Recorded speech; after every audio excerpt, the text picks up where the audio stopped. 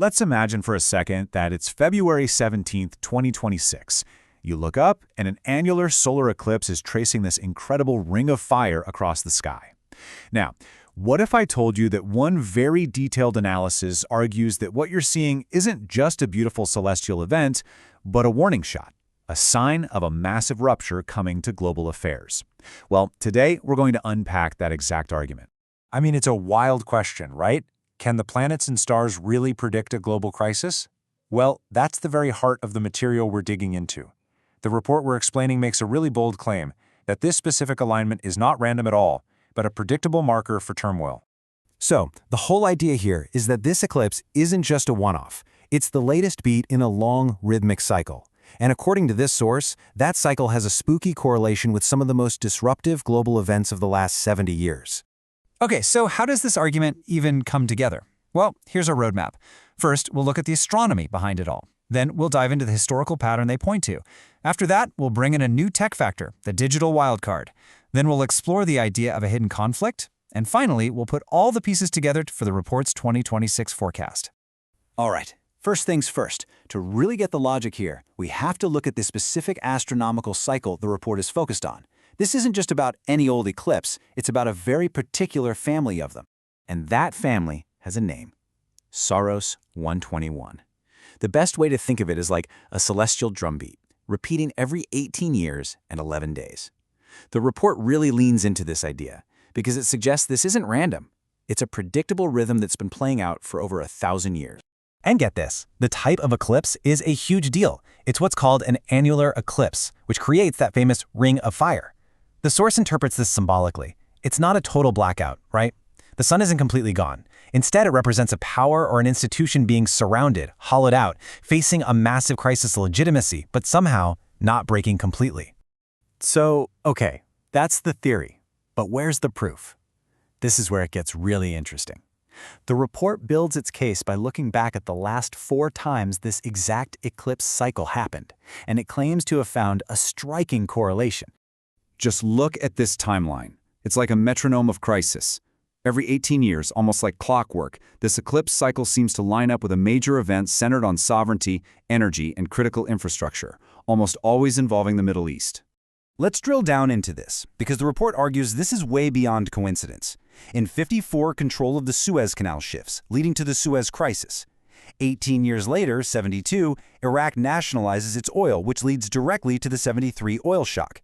18 years after that, 90, Iraq invades Kuwait, targeting oil fields.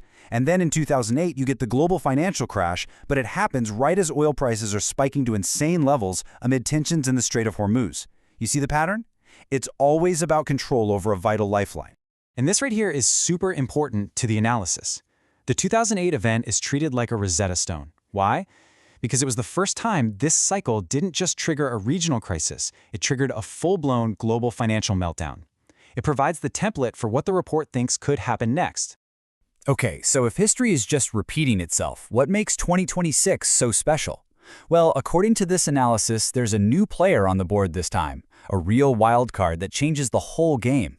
And that wild card is the planet Pluto moving into the sign of Aquarius for the next 20 years.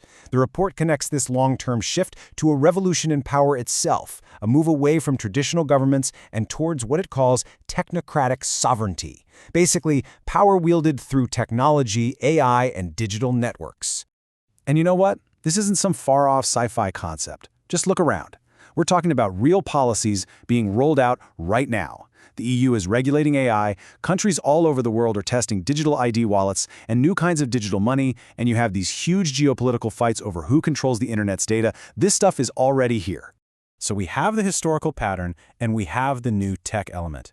But there's another piece to this puzzle, and it's a tricky one. The analysis argues that this time, the crisis isn't going to be obvious, it's going to be hidden, cloaked in what it calls a fog of war.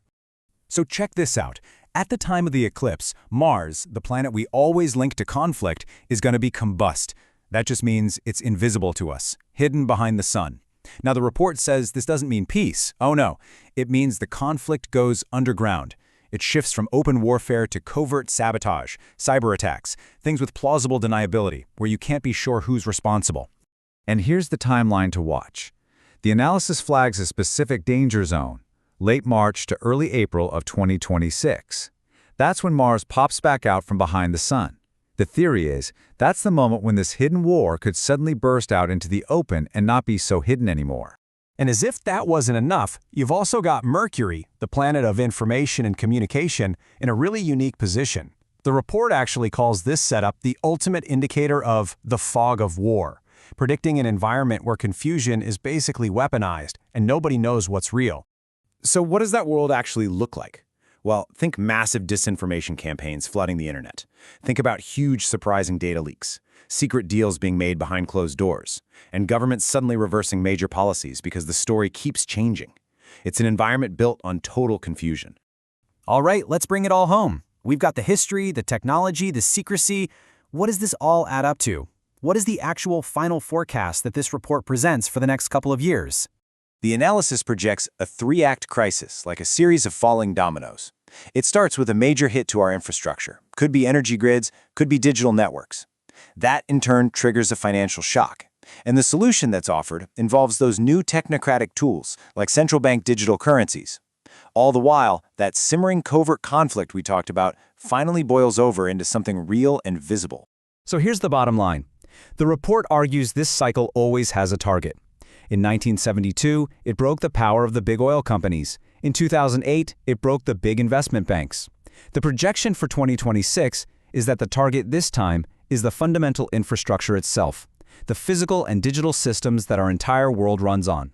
So there you have it, a complex, fascinating, and frankly pretty wild thesis that connects the clockwork of the cosmos to the chaos of our world. It's a framework that claims to see a pattern where most of us just see randomness. The report lays it all out, claiming history's rhyme is about to repeat. And that leaves us with one final, critical question.